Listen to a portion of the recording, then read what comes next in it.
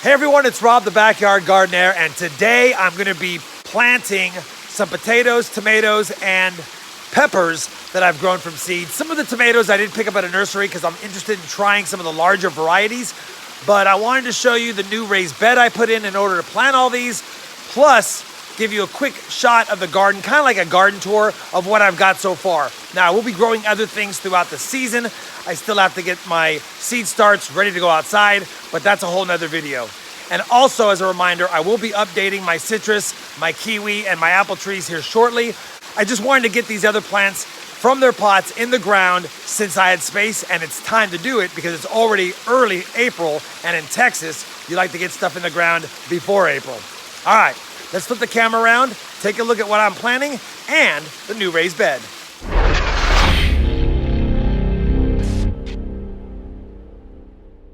So a few upgrades from last year. One of the beds that you'll recall was this middle bed, and I had used some pretty much CDX plywood just to house the dirt. And over the years, it started to widen and open up, and I decided to finally bite the bullet and just put in a real raised bed. I actually put this in yesterday, and I think my wife has some footage of it. I'll try to put a little bit of footage of me putting this together, but at worst cases, I'll get some footage of the old bed that was here. So as you can see from this video footage of the old bed, definitely not the most ideal situation, but I did put it in about 7 years ago, and honestly, it lasted about 6 of those years. So you can definitely see it was time for an upgrade. Happy to have it in here. I still need to put some cross braces on it in order to keep the bottom from opening up. I don't have any support laterally here, so what I'm likely gonna do is dig a trench and then bolt a board from the bottom boards across, and I might even put a couple of 2x12s as well, or 2x10s in the middle and just segregate the bed from left to right to give it some stability structurally for the dirt that's gonna be moving back and forth. Anyway, I digress. I wanted to kind of let you know what I'm planting here today.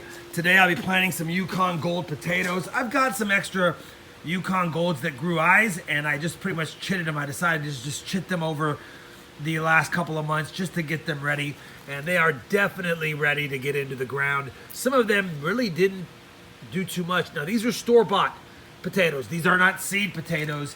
These are from a bag of little Yukon Gold potatoes that we saw had grown eyes, and so I figured just let them go. Obviously, you can definitely plant them, but most store-bought potatoes are treated with a chemical that doesn't allow them to grow eyes so quickly. But since these are ready to rock and roll, figured we'd plant them, and that'll go in this pot right here. Now, I'm gonna move over to the other end because I am gonna put some Texas russet potatoes.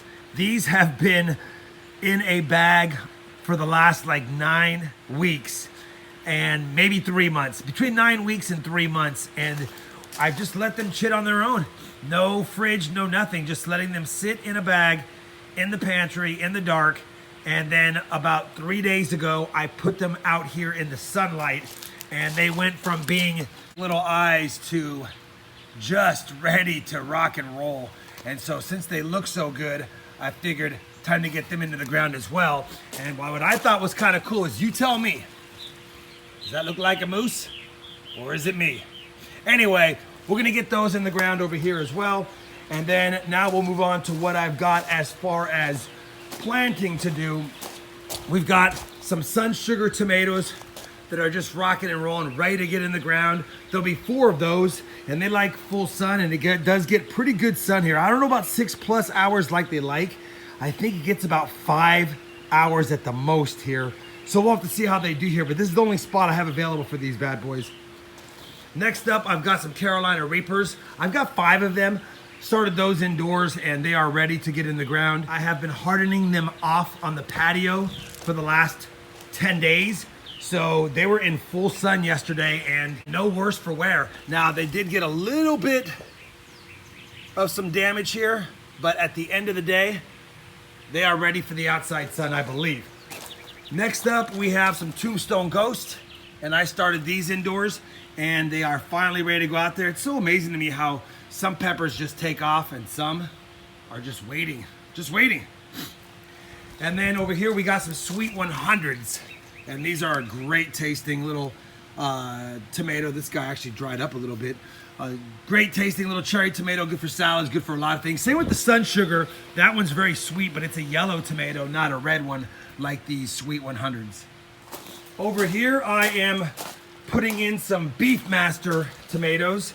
Now, this bed has struggled the last couple of years with whatever I planted in it.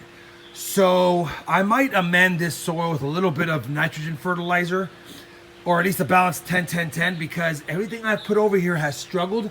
And even my peach tree, it gets its leaves on, but they look a little bit nitrogen deficient. So I'll have to go ahead and probably put a nitrogen or at least a balanced fertilizer in here, maybe some fish oil fertilizer. We'll figure it out, but I'm gonna get the Beefmasters in here. These get really big. The tomatoes on these get up to almost a full pound. So hopefully, if we can keep the birds and the pests away from these, let my dog out here more often, I can harvest some of these Beefmaster ones. Got a couple of Cherokee purples here. One right here and one right here. That's the only space I have in this bed because of the blackberry bush.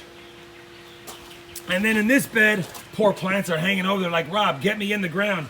But this is gonna be all of my Trinidad Moruga scorpions, and this is one of the world's hottest chilies, and I'm gonna make a lot of hot sauce this year, so I wanted to grow a lot of these. So this bed's gonna be packed with Trinidad Moruga scorpions.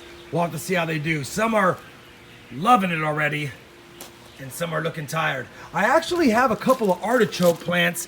These are the root balls from last year's artichokes, so I'm probably gonna slam these two bad boys in the ground right here. It'll be a bigger mess if it grows to adulthood, but I'm gonna put them right here and see if I can salvage these two root balls. That would be kind of cool. Anyway, let me get all these guys in the ground. Let me get it all set up, and then I will show you guys a look at what it looks like once they're all in. I will be putting tomato cages on these. I know they're babies now, but I will get tomato cages on them and go from there. So I've got everything planted in the ground, and I will say today's a good day to do it because it is overcast, and this will allow the plants to kind of acclimate. Like I did mention in the previous clip, I did harden these off, but they were a little tired from being hardened off in the smaller pots that I had them in, but I got them in the ground now. Again, my sweet 100s are right here, and I know they're tightly packed, but this is the space I got. We got my Tombstone ghost peppers here. We've got my Carolina Reapers here. I've got my sun sugars here, and again, I know they're tightly packed, but we'll have to just use the space I've got. I did get my Trinidad Moruga scorpion peppers in the ground, all 8 of them, and again, they are looking pretty tired, but they just got in the ground. I did go ahead and plant the 2 artichoke roots right here. I don't have high hopes for those, but didn't want to just kill them. They might grow. We got the Cherokee purples in the ground right here with their cages. And then I also got my Beefmasters in the ground with their cages as well. These have enough space. These should be okay as far as room to grow. And then finally, I got my russets in the pots here, buried them about 7 inches deep, so they're definitely down there. I have found that you might get some potatoes a little higher up near the top of the pot, but typically it all grows, or most of it grows, near the bottom. And if I wanted to, there's space in these pots to go ahead and add soil and top them up. Now you're probably wondering why I have tomato cages upside down. I just had 3 tomato cages left on this side of the yard, and I didn't want to stack them in the corner. And I'm hoping with a little bit of pokies, maybe it's some bird deterrents from coming back here and taking a look at what I've planted. And then finally, in this final pot, I had those Yukon Golds as well. Now I do have 4 more tomatoes to get in the ground, but I got to do some raised bed maintenance first. But I'll bring you over there to take a quick look. So on this side of the yard, we struggle with the soil over here, but I'm hoping that this is the good year. I do have some weeds and some stuff coming in that I need to get rid of back here, so I'm gonna have to rake all that up. I did plant some sugar snap peas along this trellis back here, and they've come up, but now I did not know I had all these seeds from some weeds from last year. So I've got to scrape all this away. Be careful not to break any of the snap peas at the base, because once you break those at the base, they will not regrow. You can break a limb, but if you break them at the base, it's over. But I've got to get rid of all this first, and I do have a couple of heirloom brandywines that I want to put in over here. And my first time growing, I bought these mortgage lifters, and these are supposed to get huge. But like I said, this is just an experiment for this bed. It has done poorly over the last several years. I'm going to amend it, of course. I'm going to give some fertilizer to all these guys, probably a balanced 10-10-10 once I get this cleaned up. I'll go ahead and include a clip of this when I'm done. But like I said, not high hopes for this. And I still don't know what I'm putting in that bed over there yet. We'll figure it out. But in the meantime, let me get to work on this next. All right, we've got the mortgage lifters and the Brandywine tomatoes in the ground. I'll tell you that I did scrape off about an inch of all of the topsoil that had all of the weeds in it. Threw it in there. I also pinched off a lot of the early blight and lower leaves on the tomato plants. Anything that was yellowing, I took off. Typically, I don't like the leaves touching the ground, but I pinched off quite a bit of leaves, so I'm gonna let this sit for a couple of days, and if I notice any yellowing, then I'll pull those off as well. But I did top it off with a little bit of garden soil mixed with some of my compost, just to give it a little kickstart.